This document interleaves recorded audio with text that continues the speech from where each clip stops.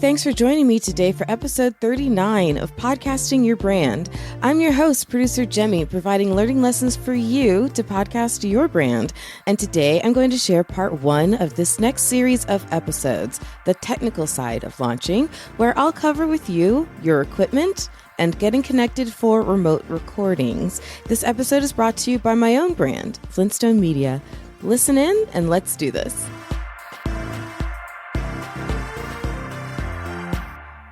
Hello, and welcome back to the show. I hope that the prelude to this series, which was the last episode, episode 38, gave you a good, solid overview of the technical side of launching. And I presented it in 8 main steps. Well, over these next 4 episodes, I'll be diving deeper into the details of those 8 steps, starting today with the first 2 steps, getting your equipment, the hardware side, and getting connected for remote recordings, the software side. Now, I'm going to come at this from as much of an evergreen standpoint as humanly possible, so I won't be naming specific equipment models. I'm also avoiding specific models because everyone has a different budget available to get started with. As such, I think you can really mess with people, especially if you're a newbie podcaster with a hobbyist budget. And I don't want to push a message that makes you think you can only be successful with very specific equipment. I mean, I started what is now a very successful career in podcasting with a $20 stick mic pulled off of a Best Buy shelf. So I don't want to push a message like that and either A, cause you to spend more than you can comfortably afford to get started with, or B, get discouraged from starting at all because you can't afford this model or that model that I recommend. So rather, I'm going to explain the type of equipment you need in different situations so you can make the most informed decision for you, including based on your budget. And I put a link to my equipment guide in this episode's show notes and every episode's show notes, really. And over time, I'll keep that guide updated so that no matter when you're finding this episode and looking at it, or you stumble across that guide some other way, that link will always open the most current version of my equipment guide. So you can click on that link now and have it in front of you while you're listening to the rest of this episode, or take a look at it later, whatever. But that resource will be there for you whenever you are ready for it. All right, so let's dive deeper into the equipment you need, starting with your microphone. As mentioned in the prelude, unless you have incredible control over the environment you're recording in, your best bet is to get a dynamic microphone rather than a condenser microphone. Let me explain why. Essentially, a condenser microphone is designed to pick up the whole room. So it's made to pick up the sound from various directions within the space and to be very sensitive to capturing sound that's not right next to it. Condenser mics are great for lots of scenarios, but podcasting is rarely one of them. When podcasting, you don't want to pick up the sound of your dog chewing its chew toy in the corner, or my cat's playing with the blinds as they are right now, or your neighbor mowing the lawn. You don't want that.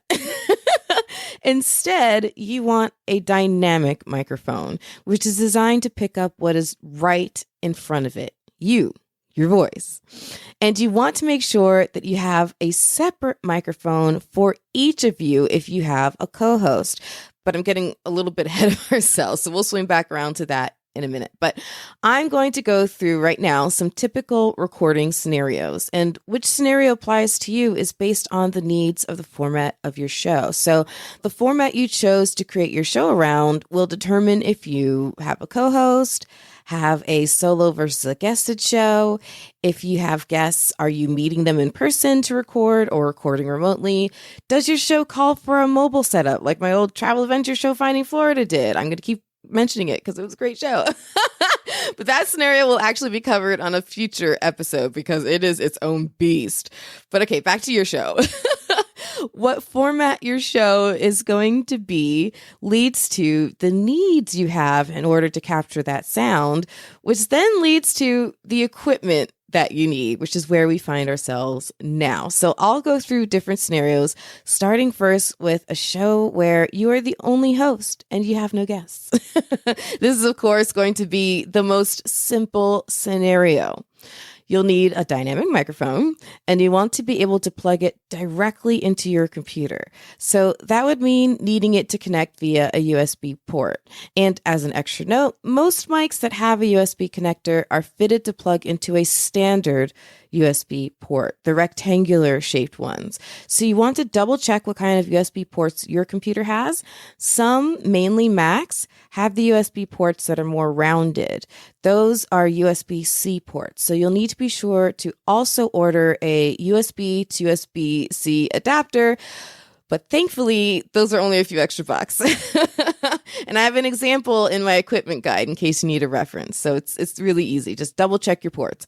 But once you have your mic plugged into your computer, you'll then want to check your system's sound input settings to be sure that your computer system is set to pick up the sound from your USB mic rather than your computer's built-in microphone, which will not sound anywhere near as good. And if you record that way, congratulations!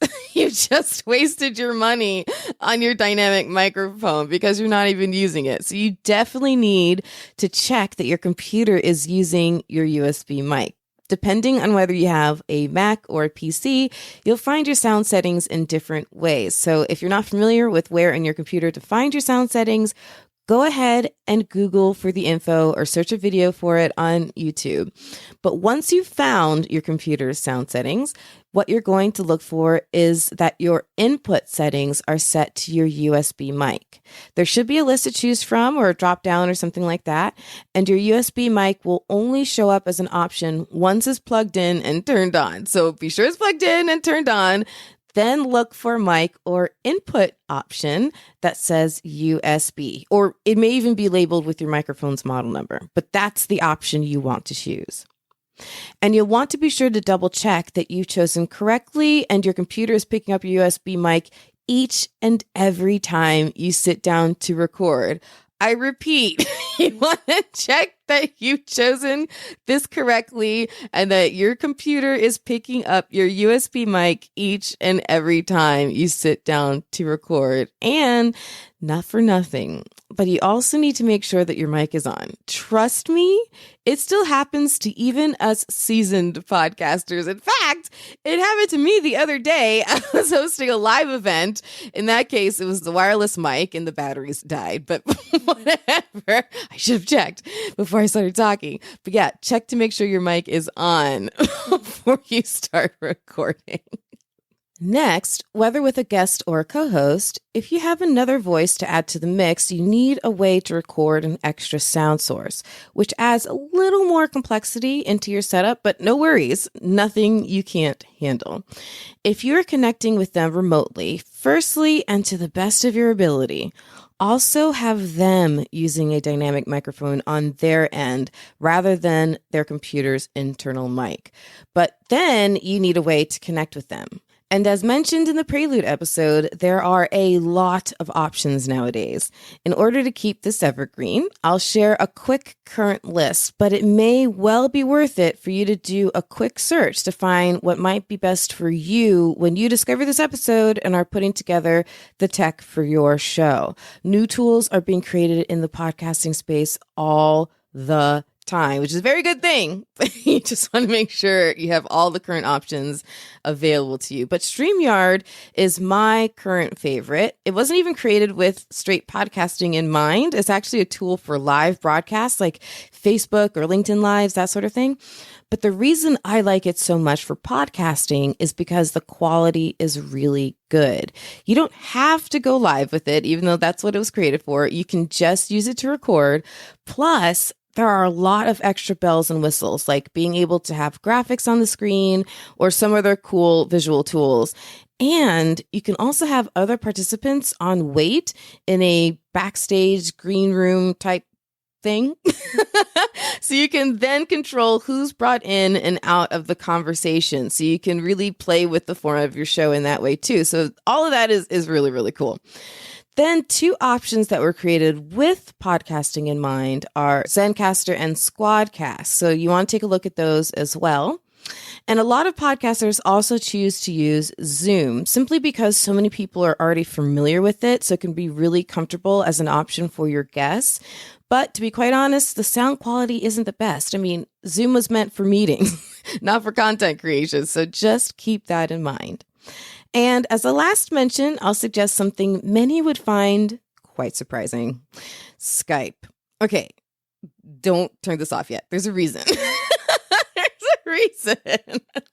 So first note, the reason if you're familiar with Skype and you might be rolling your eyes is because Skype's sound quality has never been that great, but it has been steadily improving over the years. So that's a good thing. But the reason why it may be an option to keep in your back pocket is that as of now, Skype is the only connection software that I'm aware of that can be used to call a phone number. So if a cell phone call or a landline call is the only way your guests can connect, which is often true when we are doing recording sessions for Horse Radio Network, then Skype is the option you'll have to go with. So it's still on my list for that reason. But whatever software tool you use, learn it. That's the most important thing. Watch some tutorials, discover what you don't know, find the controls that affect your sound quality, etc., etc. All right, this next bit of information is super important. The topic of headphones. As soon as you bring another person into the mix, whether a guest or a co-host, headphones are critically essential. And you don't want headphones that have their own mic attached, at least not generally speaking, because it can confuse your system. I'm talking about just straight up plug them right into the headphone port headphones, okay? Just simple headphones. In a nutshell, here's what generally happens when you and the other person don't use headphones, and it's a podcast killer. What happens is when you speak, your voice then comes out of their computer speakers because it has no other route with no headphones plugged in. With no other option, your voice will come out of the computer speakers on their side of the remote connection. And why is that a big deal? Well, because when your voice comes out of their computer speakers, it then gets picked back up by their microphone. And that bleed back causes an echo effect, and it just kills your recording. So you have to use headphones. So plug them in and then check your computer's output settings. Once again, you'll need to go into your computer sound settings, so be sure you know where those are. But rather than looking at how your voice is being picked up, which would be your input settings, you're going to instead be checking your output settings, how the sound is leaving your computer and going back out for you to hear it. So when you look at your list of output options, often you'll see something labeled Realtek. Those are your computer speakers and not what you want, okay? You don't want that. Instead, choose either something labeled as clearly as saying headphones or that names the model or brand of your headphones. Select that, and you should now hear everything coming through your headphones rather than your computer speakers. Voila! You're all set. Now, if you have a co-host who you are remotely connecting to, and there are also guests in the mix that you're remotely connecting to, then rather than two people connecting remotely, it then becomes three or more. But otherwise, the setup is not really that different. It just multiplies. And on a future episode, I'll be going through a bunch of tips for making the most out of recording remotely. So you want to be sure that you're subscribed so you don't miss that future episode. But for now, I'll have a link in the show notes to not only my equipment guide, but also to my tips for handling audio issues during remote recordings. So look for that resource in the show notes right now as well. And since I've now explained both your computer's input and output settings, I want to pause for a moment to share another very important note. There's an order to things. And if you are connecting remotely to either a co-host or a guest, then you want to be sure to check both your input and your output settings before you record. However, I've only addressed half the effort. But at least it's the first part of the effort, checking your computer's inputs and outputs. You want to do this first because your computer sound settings are essentially the master settings for the system. But when you're connecting to do a remote session, then the software program you're using to connect through also has its own set of settings. So you check your computer's sound settings first. Again, those are the master settings, but then also check the sound settings for your software, Zoom, StreamYard, Zencastr, whatever.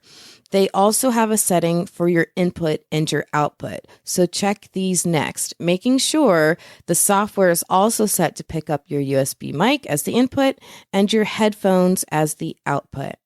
Or you may see a same as system option, which you can also select.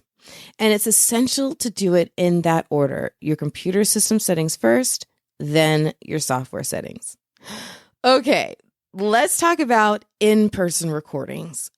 Because if you and your guest or co-host are together in the same space, then how you set things up needs to be done a bit differently. As previously mentioned, you definitely want separate mics. In fact, this is so important that let's say you and your co-host have a microphone budget of $100, it will be much better to get two $50 microphones than to try to share one $100 microphone and huddle close to it or something. Now, here's where it gets a bit tricky, because even if your computer has more than one USB port, you don't want to try plugging in both mics into the same computer. It will confuse the heck out of it, and your sound inputs can get all wonky.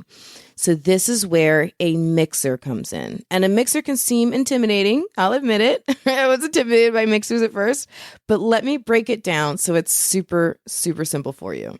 The mixer plugs into your computer rather than your microphones plugging directly into your computer. And then the mixer then acts as a hub for taking in sound from various sources, controlling how it's then fed to your computer for recording and to your headphones for listening. So plug the mixer into your computer. And as before, you want to be sure the mixer you choose can connect via USB to your computer and that you order the USB to USB-C adapters if needed. Then add in all your sound sources, starting with the microphones. You'll have one mic for each of you, as mentioned, and they'll plug into your mixer separately. So when choosing a mixer, you need to be sure it has enough mic ports to accommodate the needs of your show. And this is a very important note. If you're using a mixer in your setup, rather than having mics that plug directly into your computer, you'll need mics that plug into the mixer. So instead of dynamic microphones that connect via USB, I know it's starting to get really nerdy, but just bear with me. Instead of dynamic microphones that connect via USB, like I've been talking about so far, you'll need dynamic mics that connect to your mixer. And that is almost certainly going to instead be via XLR cords, not USB. So again, make sure you check the fine print before you buy your mics to be sure that they can connect as you need them to, either USB or XLR. And an XLR connection is something you may have actually seen before, even if you don't recognize the terminology. It's the kind of cord you find for a stage mic, for example. It connects with a big rounded end with these three little pins in it. So you'll get dynamic mics with XLR connections and plug them into your mixer with XLR cords. Next, I'm going to harp on it again.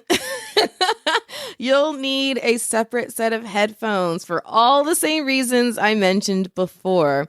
And same with mics. There will be a separate port for each of your headphones. So check the fine print to make sure the mixer you choose can accommodate the number of headphones you'll need to plug in. Now, there may be some other elements to your mixer that are worth a quick mention. Firstly, the faders.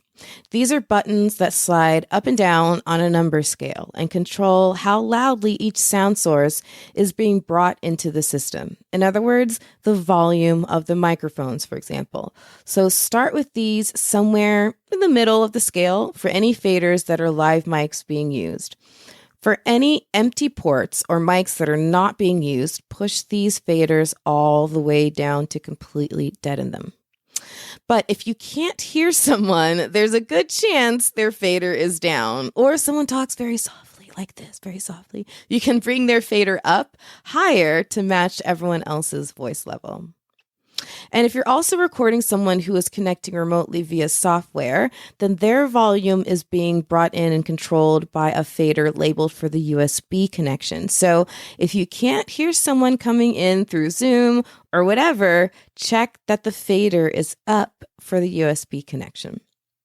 Second are the volume knobs. These control how loudly the sound that's coming into the mixer is then put out to each set of headphones. So similar to unused microphone ports, turn down the knobs of any unused headphone ports to deaden them too. But then each person can set their own headphone volumes as they'd like. And there may be a master volume control knob that is able to turn up and down everyone's volume. So if you can't hear someone, it could be that their mic fader is down, your individual headphone volume knob is down, the master volume knob is down, they are connecting in remotely, and your USB fader is down, or their mic itself is off. Now, there are a lot of other elements to a mixer, especially if it has digital controls and all these kinds of things that you can really, really dig into. But what I've mentioned here are the most important and fairly universal parts and functions of a mixer to get you well on your way. And as a final note, when setting up the mics for an in-person, multi-person session, have the back ends of the mics facing each other so that the front of the mics, the heads of the mics, face away from each other. Essentially, you want each mic to be able to focus on that particular person's voice and nothing else. So spread out around the table, or if on the same side of the table, orient yourselves so that you are facing each other, which causes the mics to face away from each other and only face one person at a time. And if a mixer isn't in your budget quite yet, but you're going to be recording with someone in the same space, no worries. You still have two other options. The first is using a mobile setup, which I'll be detailing on a future episode as I keep mentioning. But alternatively, if you want to still record with a computer, or you have to record with a computer because you need to still bring in a third party remotely via Squadcast or Zoom or whatever, then what I would then recommend is honestly just pretending you're in different locations anyway. Each plug your own mic into your own computer, be in different rooms to avoid sound bleed and echo if at all possible, and then just use the remote connection software to connect. And regardless of whether you're recording remotely or in the same location, whether you have separated systems or are linked into a mixer, either way, please, for the love of all that's holy, headphones. Okay, we have covered a lot. I told you that I would dive a lot deeper into each of these steps when I gave the rundown on the last episode, so you were fairly warned. But there are just a few more quick items I want to note for you on this episode covering equipment and connecting for remote recordings. First, no matter what your tech needs end up being, you'll want to complete your setup with a windscreen, which is the foam ball covering you often see on the head of a microphone. Long story short, it helps cut down on some breath sounds and any other source of moving air. Now, it's not a miracle worker, it's just foam, but it makes quite a difference. Also, a pop filter. This is a piece of fabric typically held taut between a circular frame and is positioned between your mouth and the microphone. Pop filters cut down on hard P noises called plosives. It's not really important what they're called. Just know they are pretty distracting to a listener. So a pop filter really, really helps. And you can find a windscreen and a pop filter each for just a few bucks. I've included examples in my equipment guide. And last but not least is a stand to hold your microphone. When using tabletop stands, I prefer ones that are adjustable so you can raise the mic to the level of your mouth rather than having to crouch down to meet it, which can affect your voice and your posture and your back pain, etc., etc. And alternatively, and what I've used now for years and love, is a boom arm for my microphone. These tend to be a few extra dollars, to be fair, but you can still get one pretty cheap, and I absolutely love mine because boom arms minimize and almost eliminate any sound from hitting the desk or the table that you're recording at. And those taps, even the little ones, can really be picked up by the microphone. So I prefer to keep my mic off my desk completely by having a boom arm, which attaches to the side of my desk, and I can bring my mic toward me exactly as it is most comfortable. And remember, so as to not completely overwhelm you with the content of this episode, I'm going to include a link in the show notes to my list of tips for handling sound issues. So whether it's a strange buzzing sound or a connectivity issue, refer to the link in the show notes, download that sheet, and keep it handy. And my final note, test. Do a test recording before you record for real. And I mean every time. After nearly 10 years doing this, I can tell you the gremlins are real. They may not look like the ones in the movies, but gremlins are real. And every system gets randomly attacked by them. And you never know when your system will be the next victim. And you don't want to figure out there's a problem after recording a really amazing podcast. That is the worst. So always test, especially after you get new equipment, especially after moving your equipment around, breaking it down to move it from place to place or whatever, but really every time. And if you're having issues, check everything, because the gremlins could be in the mic, the cord, your mixer, your ports, your software, your internet connection. Like really, they could be anywhere lurking about. So you want to be sure to do a quick test recording before recording for real. And on a future episode, remember that I'll go through the technical setup you'll need for a mobile show like we had for Finding Florida. I promise. But coming up on the next episode, episode 40, I'll take a deeper dive into steps 3 and 4 of the technical side of launching, recording, and your space. By the way, the your space part of the episode will be me finally delivering on the subject of the where of your show. Woohoo! We covered in the first series of episodes the who, the how, the why, the when, and I promised eventually to get to the where. So that's coming up on the next episode. And remember that you can meet me on the OWL app for one-on-one call about your podcasting questions anytime I go live. So watch for me there. OWL is spelled with 2 W's and 2 L's. But until then, I have a whole host of free tips for you on my website. Just check out flintstonemedia.com/free tips. Thanks for tuning in for Podcasting Your Brand. In this show, I'm revealing how you can harness the power of podcasting to expand your brand. So come and pick up what I've been putting down since 2014. Avoid common mistakes and propel your podcasting and branding forward. And if you have any questions or are interested in becoming a sponsoring brand of this show, do not be shy. Reach out to me at Jaime, spelled Jaime, at flintstonemedia.com. It's producer Jaime signing off for now. Remember, the only thing more powerful than your voice is your spirit to use it. So turn that mic on.